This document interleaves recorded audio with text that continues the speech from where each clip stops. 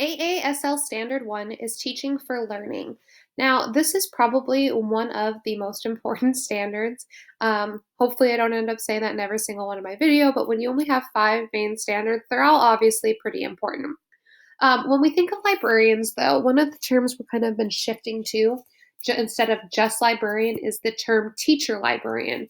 Because when we think of librarians, or when our parents, our grandparents think of librarians, they think of that angry lady at the desk saying, shh, not letting people talk, and the only job they really have is to check books in and out.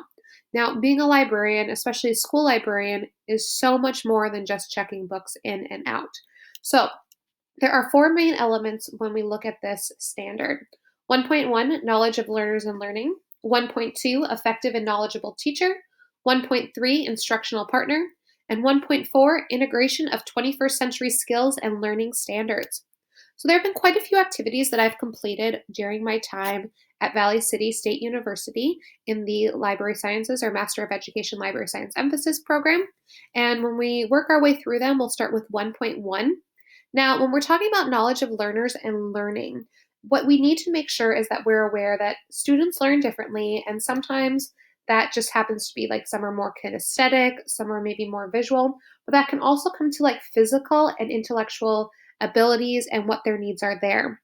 So one way that I have met this is by providing providing a variety of library programming. So trying to get to know students a little bit better so that I can identify what their personal interests are and I can find something that connects them to the library that is going to be not only at their level, but something they're interested in and they actually want to participate in. So some of the library programming that I've implemented has been programming. Coding has been a very popular one. Gaming. We had an artist night where we watched YouTube videos and we talked a little bit about graphic novels and how all of that connected. So, really, it can be a wide gamut depending on who is in your library and who uses it. So, your library programming will probably end up changing year to year. You might have some similar threads and you might have some programs that continue on based on very large or very common interests, but you're also going to end up having some kind of niche kids who are very interested in one specific thing. And we want to make sure that we're able to kind of connect to those students and meet them at their level. The second standard or the second element of this standard is being an effective and knowledgeable teacher. So, one area I've done this or demonstrated mastery in this is I do a unit on Night, the book Night by Ellie Weisel. And a lot of research has to go into this before I'm able to teach it. I have gone and gotten training in Washington, D.C. from the United States Holocaust Memorial Museum and received a lot of materials and strategies for how to teach a nonfiction book in an English classroom.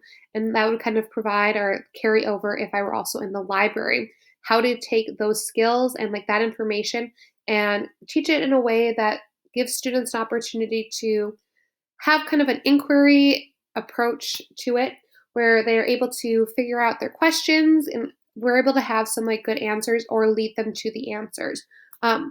Making sure that obviously we know enough that we can answer, but also we know enough that we don't want to just lead the horses to water. We want to like teach them how to get to that water themselves. The third element is instructional partner, and you'll see I have a couple different examples here. So one of those is just library lessons and making sure that we're modeling what is important in the library, what skills students need to have, and asking different people to come into the library. So this one even kind of connects back to a little bit of the effective and knowledgeable teacher when I think of Night. I had a artist from Canada Skype in with the class and she talked about her series on Holocaust survivors. And so we were able to connect and kind of teach together and she was able to build on some of the things the students had done in class. Now, another way I've been like an instructional partner has been with priority standards. So I was fortunate enough that the region I was in was looking at prioritizing standards because they realized that we're not able to get to all of these things in a year. So what are the most important ones? So during the summer, I got to go down to Devil's Lake and spend about a week there going through the standards and working with a bunch of other professionals and deciding which ones we thought were the most important. And then we distributed those out to those in our people in our region. The last one here for instructional Partner is family literacy night. If you look at the picture to the right where that big dinosaur is sitting so nicely and listening to the story, that dinosaur is me. There's a couple other photos where I'm reading books or in other characters, but this one's one of my favorites because you have to love that even though there's this giant inflatable costume, we've set up this evening so that kids are just like, oh, okay, and they're not distracted by it. And so we're doing our best to engage people in school activities. This happened after school during a parent teacher conference and was a time for like kids to kind of come in, not disrupt parents when they were learning about like their children. And we wanted to make it fun, but we also wanted to make it educational. So I had to work both with the librarian at that school, and then I had to work with Mary Kay Tizell. She's the one who's reading the book with the horse right there.